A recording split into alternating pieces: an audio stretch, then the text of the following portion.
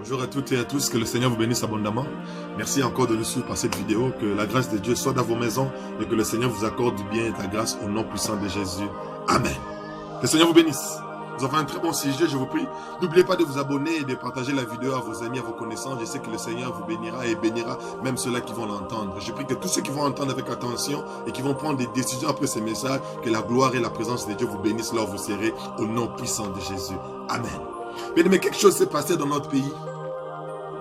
C'était le 21 novembre 2018. Le 21 novembre 2018. La CENI, qui était chargée d'organiser les élections en République démocratique du Congo, avait lancé officiellement la propagande ou la campagne électorale. Il s'est fait qu'il y avait beaucoup de candidats qui sont lancés, qui ont postulé pour devenir président de la République et même député. Et qu'est-ce qui s'est passé? Parmi ces personnes, il y avait quelqu'un aussi qui voulait devenir président. C'était notre président actuel, le président Félix Tshisekedi. Alléluia. Et qu'est-ce qui s'est passé? Il a fait sa campagne. Ce que j'insiste, je veux que vous puissiez comprendre, tout ce qu'il a fait pendant cette période, tous ses actes, ce mouvement, ses paroles, ses discours, avaient pour objectif qu'un jour, qu'il devienne président de la République. Et c'est tout ce qu'il était en train de faire avec à ta tête, avec l'objectif que non, je dois devenir. En quelque sorte, tout ce qu'il faisait était conditionné pour qu'il atteigne obligatoirement son objectif. Lorsqu'on dit à Dieu, le 24 janvier 2019, qu'est-ce qui se passe? Automatiquement, on va annoncer officiellement qu'il est celui qui a gagné les élections. Et le 24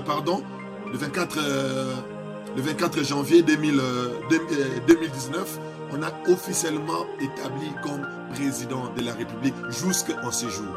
Et si je me pose la question, si autrefois tout ce qu'il faisait, tout ce qu'il était en train d'accomplir, c'était pour arriver à devenir président.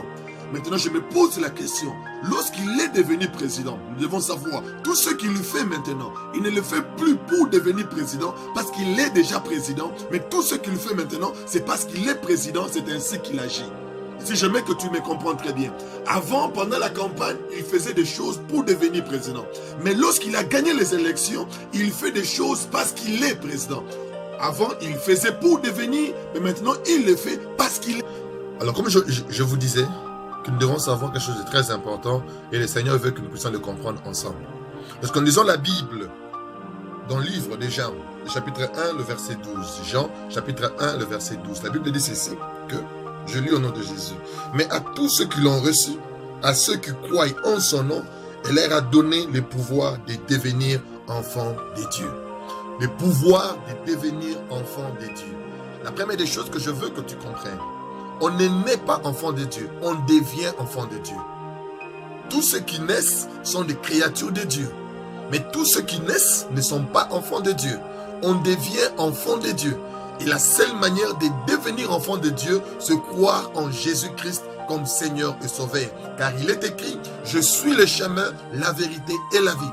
Et nul ne peut arriver au Père que par moi, dit Jésus-Christ. Et si j'aimerais que tu saches, il insiste en disant à tous ceux qui l'ont reçu, en tous ceux qui croient en lui, il a donné le pouvoir. Parce que devenir enfant de Dieu, c'est un pouvoir qu'on te donne. C'est la même manière dont je suis en train de parler. Le jour où notre président a reçu officiellement le drapeau, a fait de lui le président de la République, il est devenu président. On l'a mis en autorité. Et si j'aimerais que tu saches, c'est la même chose le jour que toi tu prends la décision de donner ta vie à Jésus, automatiquement tu reçois le pouvoir de dominer sous les serpents, sous les scorpions et rien ne peut te nuire. Mais il y a un problème. On devient enfant de Dieu. Qu'est-ce que je veux que nous puissions comprendre par rapport à ces messages? Bien-aimé, tu dois savoir une chose de très importante. Comme il est possible qu'on devienne enfant de Dieu, c'est-à-dire tout le monde n'est pas né enfant de Dieu, mais c'est par Jésus qu'on est devenu enfant de Dieu. C'est-à-dire autrefois, pour devenir enfant de Dieu, il y avait des choses que nous sommes appelés à faire. Et si nous les faisons, c'est pour devenir enfant de Dieu. Alléluia. Et lorsque je suis devenu enfant de Dieu, il y a des choses que je dois faire, non plus pour devenir enfant de Dieu, mais je dois les faire maintenant parce que je suis enfant de Dieu. La différence qu'il y a entre l'ancienne alliance et la nouvelle alliance est que dans l'ancienne alliance, Dieu a donné à Moïse la loi en disant à Moïse, voici comment vous allez marcher, voici comment vous allez faire des choses. C'est-à-dire la loi a permis à l'homme à faire ce que Dieu voulait ou à satisfaire le cœur de Dieu, où l'homme devait exécuter des choses pour que l'homme arrive à réjouir Dieu. Si vous me suivez très bien. Mais tandis que lorsque Jésus vient dans la nouvelle alliance, on ne nous montre plus ce que nous devons faire pour réjouir Dieu, mais on nous montre ce que nous sommes parce que nous avons rejoui Dieu en Christ. Et si je veux que tu me suives très bien, alors il est impossible et même difficile aujourd'hui qu'il y ait des gens qui viennent vers les présidents actuels en lui disant, président, fais ceci pour que tu deviennes président. Parlez comme ça pour que tu deviennes président. Il dira non, je suis déjà président. Si je dois le faire, c'est parce que je suis président. Si je te pose la question, pourquoi tu marches dans la sainteté? Pourquoi tu pries? Pourquoi tu donnes tes offrandes, tes dîmes? Pourquoi tu fais des dons? Est-ce que c'est pour devenir béni? C'est pour être béni? Ou tu le fais parce que tu y es déjà béni? Et c'est la chose la plus importante, je veux que tu comprennes. Nous sommes entourés de personnes qui nous montrent à chaque jour, à chaque fois, les conditions, les choses que nous devons faire pour qu'on devienne enfants de Dieu. Mais tandis qu'aujourd'hui, toi et moi devons être conscients que nous sommes déjà enfants de Dieu. Je ne marche pas dans la sainteté pour devenir enfant de Dieu. Je marche dans la sainteté parce que je suis enfant de Dieu. Si je ne vole pas, je ne vole pas pour que je ne devienne pas, pour que je devienne enfant de Dieu. Si je ne vole pas, c'est parce que je suis enfant de Dieu. Et si je veux que tu saches, il faut que ton identité révèle réellement tes activités. Il faut que ton identité révèle réellement ce que tu es. Si je te pose la question, toi qui me suis par cette vidéo, est-ce que vraiment, tu fais des choses pour devenir ou tu les fais parce que tu es? Nous avons beaucoup de gens qui disent, Seigneur, je fais ceci, Seigneur, je donnais ceci, Seigneur, j'avais fait ceci, mais jusqu'à présent, je ne vois rien. Oui, comment tu vas voir?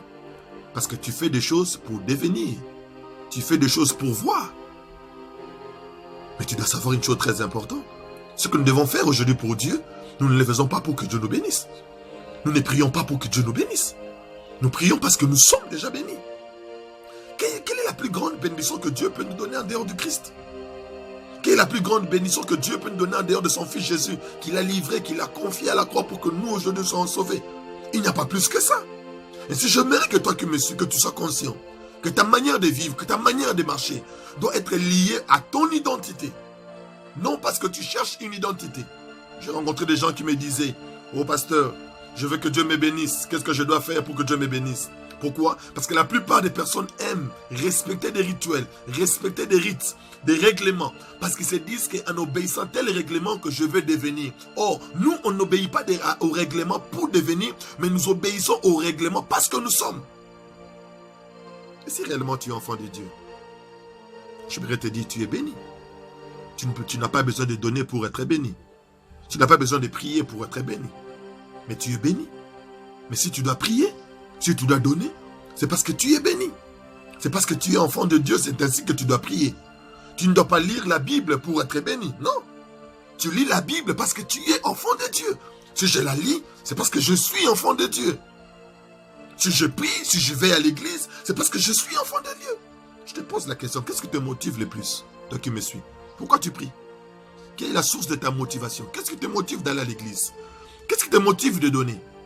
Qu'est-ce qui te motive d'obéir à Dieu? Qu'est-ce qui te motive? Et si nous devons faire quelque chose à Dieu aujourd'hui, ce n'est pas pour devenir quelque chose demain. Si nous devons faire quelque chose à Dieu, c'est parce que nous sommes enfants de Dieu. Que le Seigneur te bénisse. Et j'insiste que tu saches que tu es un enfant de Dieu. Et tant qu'enfant de Dieu, il y a une manière de marcher. Ok, que le Seigneur vous bénisse. Et je veux que nous puissions bien comprendre ce que nous sommes en train de dire parce que c'est très important. Il y a quelqu'un qui est venu me voir en me disant, pasteur, que dois-je faire pour devenir puissant?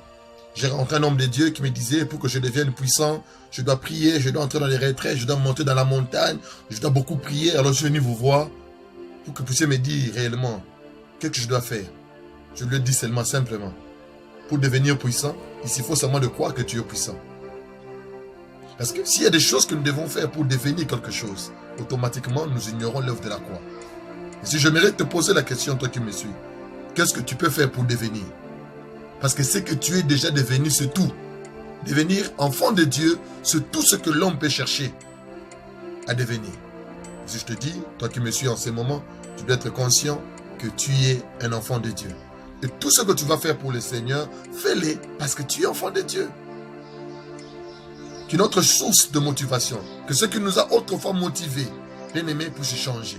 Et la meilleure motivation qui doit être dans ta vie, c'est parce que tu es enfant de Dieu.